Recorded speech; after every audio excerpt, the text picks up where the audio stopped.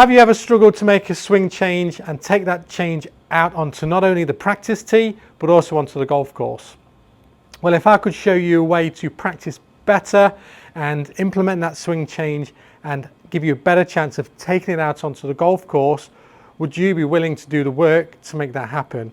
In this video, I'm going to share the hard truth into what it actually takes to make a change or a swing change stick. So let's get into it.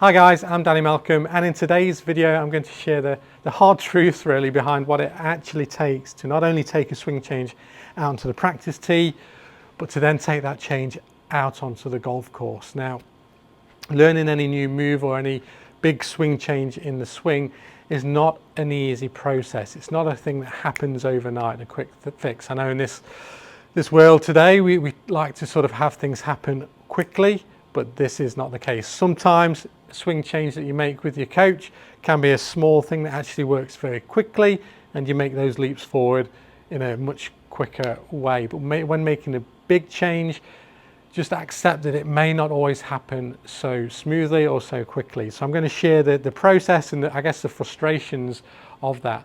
So, you know, when I see at the driving range guys rocking up and hitting balls, you generally see them just grabbing a bucket and maybe getting a large bucket of balls, and in 20-25 minutes that bucket's gone and they've just been smacking ball after ball, and walking away from that session not only a bit sore and a bit achy, but not really having achieved what they perhaps could have achieved in that small amount of time. So, you know, that's when you're trying to learn a new move, hitting shots at full speed is very, very difficult to do.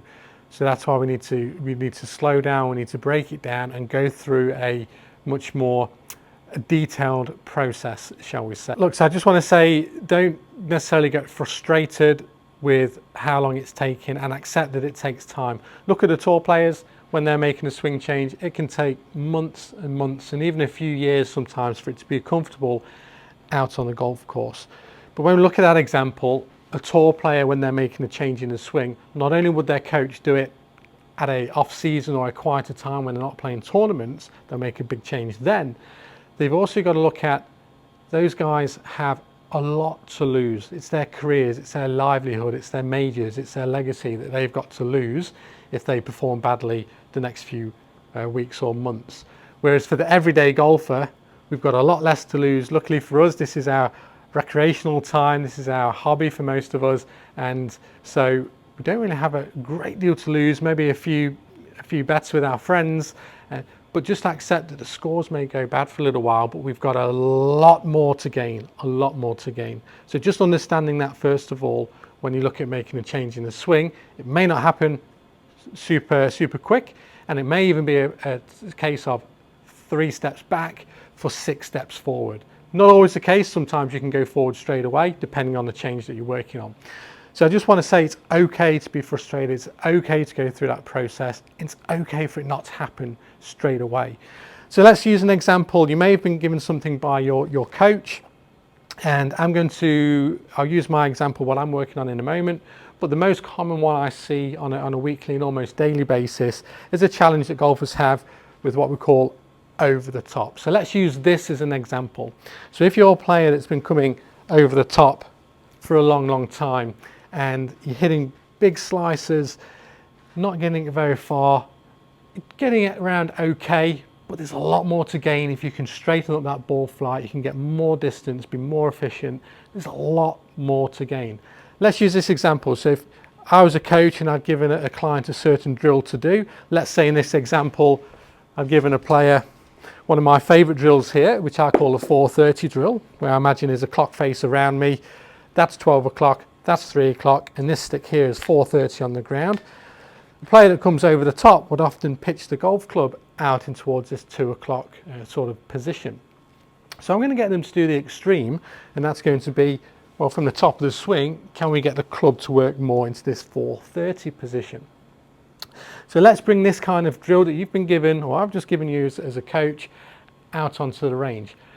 Now, what would you do? Would you go on the range and just start hitting it super quick and become really trying to get it on the inside there, ball after ball? And that's even if you're even thinking about the drill. I mean, what are we really achieving there at full pace straight away? And what often happens is we become very, very focused on the outcome of the shot. So this is where we need to, when you're working on a swing change, is take the outcome of the shot out of it for a moment. And what I often do is we'll even take the result of the shot off the screen for a little while. And I'll just put a different metric on with which we can measure. For you, you might not have TrackMan, so you can use a camera and to assess where you're actually swinging it on this move. So then what we'd say is, okay, if you're trying to work on a swing change on the range, start super slow. Take the ball out of play, take the outcome out of play. So with no ball there, I'm going to work on the move that we're actually trying to do here. So this would be the normal pattern of an over the top player. So then you start to work on the complete opposite in that exaggeration. So this is a drill here. So I'm going to swing it from the inside out to here, inside out to here. And I'll also be working on closing that club face through the shot as well if I was an out-to-in player that sliced the ball. Unfortunately, there's two things we've got to correct in that instance. So notice how I've not hit any balls yet, but each one of these repetitions is ingraining a feel that I'm becoming more familiar with. And it can take thousands of repetitions to get this where it's comfortable. So that's before you take it out onto the course. So here we go. So we'll start slow, no ball, into out. And now I can start to go a bit quicker with that swing. Then I might start to introduce a ball, but again, zero stress about the outcome of where the shot goes. You might thin it, you might shank it, you might top it, you might fat it. Don't care at this stage. You're working on a new movement pattern. So from here, then I might start to just hit some little small chip shots where I even just rehearse that move and then just chip it through. Now with TrackMan, I'd be looking at numbers, or if I was videoing you, or if you're videoing yourself, you could look at that again and say, where was my club? Was it coming more on the inside or was it out here? And that's how you can start to, I guess, judge or monitor your progress rather than the outcome of the shot at this stage. So I've got a club path that's way into out there, so that was good. So now I'll see if I can just crank that up a little bit more, a bit quicker, and slowly build that up. But then I'll even go back to some ones without a ball again and just get a feeling of that sensation of where I need to be, or with whatever drill you've been given by your coach. And then I'll bring the ball back in again there, and I'll go slow, just chip one down there. So you notice I've not hit any full swings at this stage. I've probably spent a couple of minutes and I've probably hit 2 or 3 balls, and I'm going a bit quicker than what I'd normally go because I'm doing a video for you here. But you've got to be slow, you've got to be deliberate. This is better for the body as well. You're not putting it under so much stress, just bashing balls, but you're ingraining a feel that you want to have.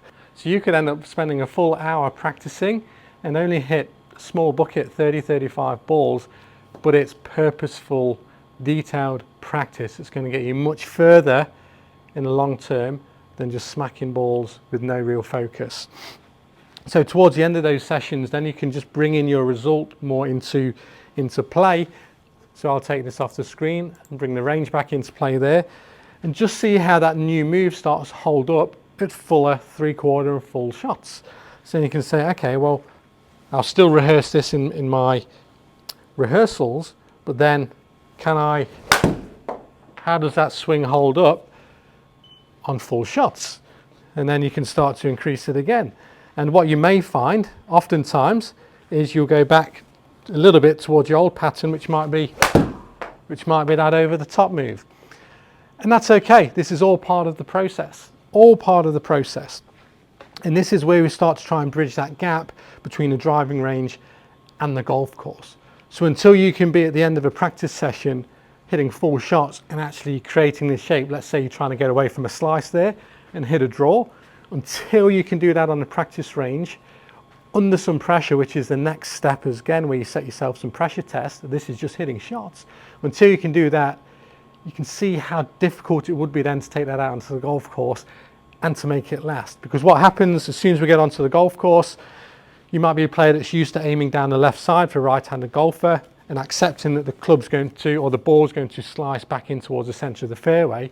So can you imagine trying to take this new feel out onto the golf course, aiming more where you need to aim more down the centre and get the club working more on the inside and swinging towards where you'd normally hit it?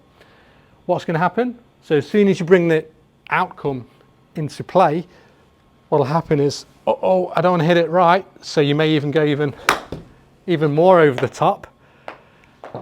And so the challenge begins with taking the range practice out on the golf course. So until you can make this more ingrained in practice and under some pressure situations, and then maybe out in a social game of golf where you start to try it, you can see how difficult that is to take it out onto the golf course. So I just wanted to share the real truth really behind what it takes, because oftentimes you'll see players jumping from drill to drill or even coach to coach because they haven't understood the process. So if you can see the bigger picture with your coach and the process of what you're doing long term, then please just stick with it, because it will work. It will work. When you're making big swing changes, unfortunately this is a process you have to go through.